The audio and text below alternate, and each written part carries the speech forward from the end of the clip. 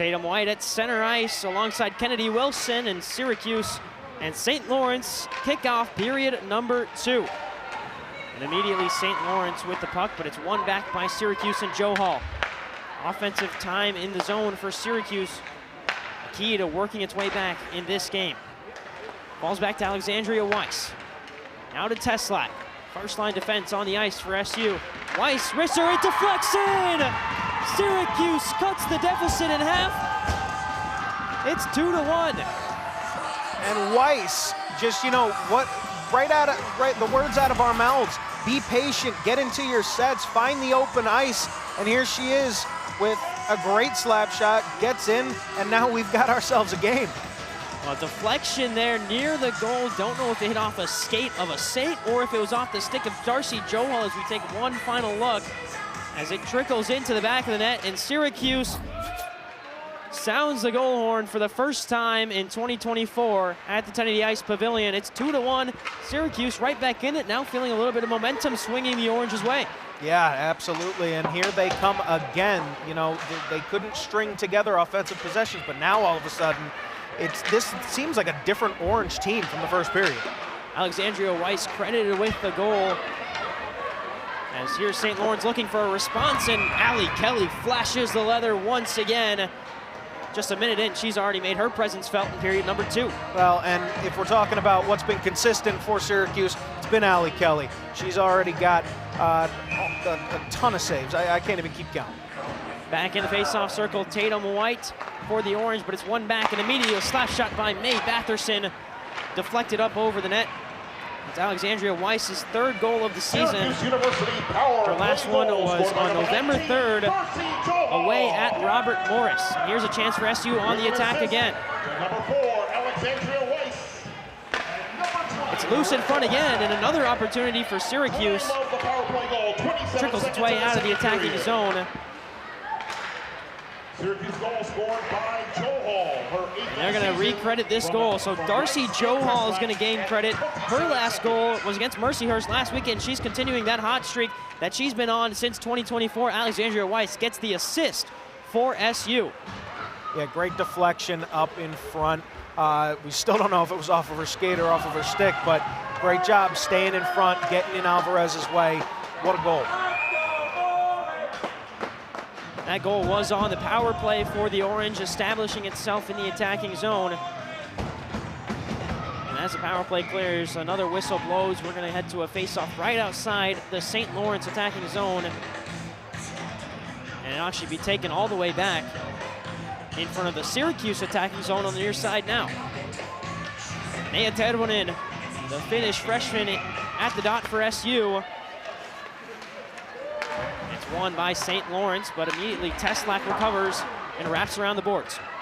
Really interesting story about Tervonen. She was on the Team Finland for the past 5 years. She has a really good relationship with the head coach. Sent her a text for 5 years every Sunday, keeping her involved in what her training is. Really nice to have that support system from your home country. Tervonen fires again. This one goes wide and into the path of Teslack. There's Tervonen, she gets pushed down hard as St. Lawrence regains possession and transitions into the neutral zone. As here's Hustler moving forward again, already 1 goal and 1 assist today, but this time she's stuffed by Allie Kelly. Back out to Christina Ball. Runs now to Anna Segedi, and now to McLeod. McLeod leaves off, Hustler fanned on a shot, back to Segedi, she shoots, it's blockered away by Kelly. Syracuse recovers behind its own net. Contact with the referee slowed down the Syracuse defense in transition, and the puck's remaining in the offensive zone. May Batherson chops it away. And it's just an unfortunate contact with the official because it looked like she had a whole bunch of open ice, possibly get that ball back down, or excuse me, the puck down to the other end. Instead, it remains with St. Lawrence. Rachel Bjorgan walks the blue line and fires one well down low. It's loose in front, and Syracuse comfortably recovering, but still unable to clear the zone. Bjorgan with a nice defensive play there, saying absolutely not, we're staying right down here on this end. And eventually Syracuse able to work the puck down as it slowly works its way off. Players hustling for changes, and Syracuse able to get a full line change back onto the ice. Fresh legs for the Orange. Here is Wilson, Kennedy Wilson, working to the left side. Fires one half-heartedly towards the Syracuse net. And the Orange recover, push forward. Here's Ulias. Ulias still battling down low. She's able to hold her defender off as Thompson recovers the puck. She'll go long all the way to Maya Darcy. Darcy still battling with it. Darcy fires a shot wide and to the left of Alvarez. And out of the 2 opportunities she had, not the one she wanted to take. It looked like she had a great opportunity in the first one. 2-on-1 the other way. St. Lawrence fires a shot wide of Kelly, didn't test her, and now a chance for Syracuse to break. Thompson, 2-on-1. Her pass a little errant for Heidi Knoll. Knoll recovers, it's a wrister flashing right in front of the St. Lawrence crease. And the lead pass wasn't the best, but you know, that's the right idea. Get it to your teammate with some open ice in front of you, with some real estate, just a bit too far that time. Syracuse looking much improved in period number 2, starting off with that power play goal from Darcy Johal. As here's Johal cross ice, Holmes, it's scorched free, it's in! Kate Holmes finds a way through the legs of Serena Alvarez, and Syracuse has tied it up. Pressure, and Hundelt comes up with it. Here's Somo. Back to Wanalava. Alava to Somo again. Somo down the left boards. Somo able to poke it free, and here's Hundelt. 2-on-1 the other way. The captain, Hundelt, still there. Now it's saved by Neto. Whistle blows. Ball hit that underarm of Hundelt. Well, Steven Fernandez was waiting at the back post and thought Hundelt could find him there, but instead Hundelt took a little too long.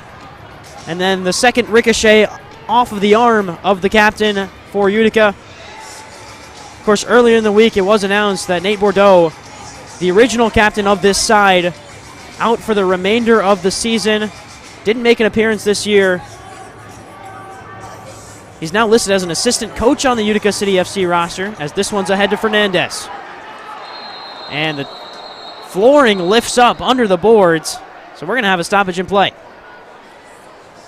But Nate Bordeaux announced that he would be out for the remainder of the season due to an injury that required surgery. As we get this floor situation figured out. Stick a little bit of duct tape on it maybe and call it good, as looks like we're back underway with Belliard. Here is Belliard, first round draft pick in the 2023 MASL Pro Player Combine for Utica.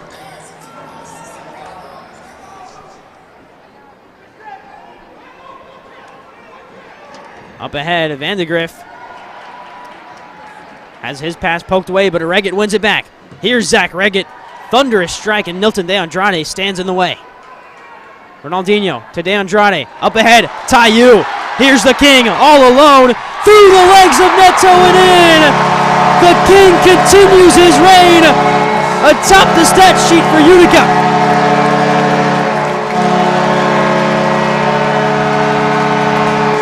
Goal number 11 on the year for Frank Taiyu, and Utica up by 2.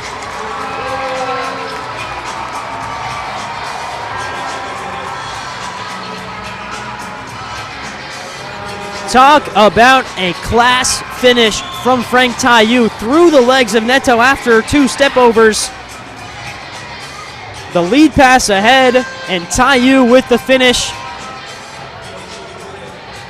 As soon as Taiyu's breaking free in the zone, you can almost write the rest of that story yourself. 3-1 Utica. 10 minutes left in the third.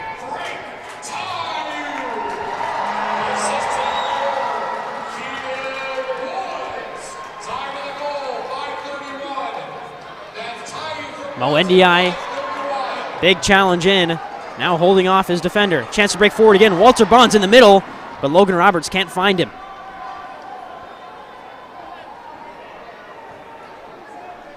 Well, now maybe we're seeing a little bit of the offenses that we've been missing between these two sides. Kansas City and Utica both with chances flying left and right. Here's Ramon Palmer, the captain for Kansas City. Great pass ahead. Now works back to Lucas Souza. Souza. His shot is deflected. It's loose in front. Wilkin comes sliding out.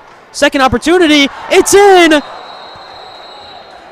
Kansas City climbs one back as that one took a couple of bounces and found the back of the net. Well, an interesting sequence there as Wilkin comes sliding out, and then the ball takes a deflection. Did Gibson get a touch on it?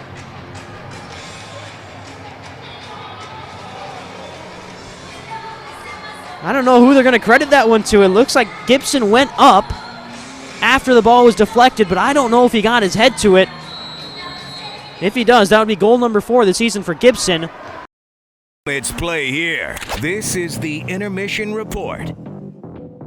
Welcome back to the 94.9 K-Rock Studios. I'm Arnav Pokhrel. Jared Wicks is beside me, but the Utica Comets struggling. And the second period, down 3-1 to the Providence Bruins. A 2-goal second period for the Bruins. Have the away team on top and closer to clinching that postseason berth. But here's a look at how we got here in this matchup. It started off well for Utica. Close contest for the first 12 minutes or so before Nathan Legare scored his first goal in the red, black, and white to get Utica on the board and give the Comets a 1-0 lead 13 minutes into this game. Farinacci sent it off the dash. Now across for Harrison. Bruins can't clear. Shot scores! It's a turnover in the back of the net. 1-0. Nathan Legare. So Legare gets his first as a Comet, and then in the closing stages of the first period, it was a mistake at the back for Nico Dawes coming out of his crease to clear a puck before turning it over and Anthony Richard putting it in the back of the net to tie things up in the final 30 seconds of the first period and send the game into the first intermission, all knotted up at 1. 43 seconds left. Here's a chance. Watersman fires, save, rebound. Smashed out to center ice. Now it's a race for it. Dawes has to come out and play it, which he does, but he gave it up for the empty net. They score! Anthony Richard scores in the empty net as Dawes went to play it. And a horrible bounce cost the Comets with 31.6 to go.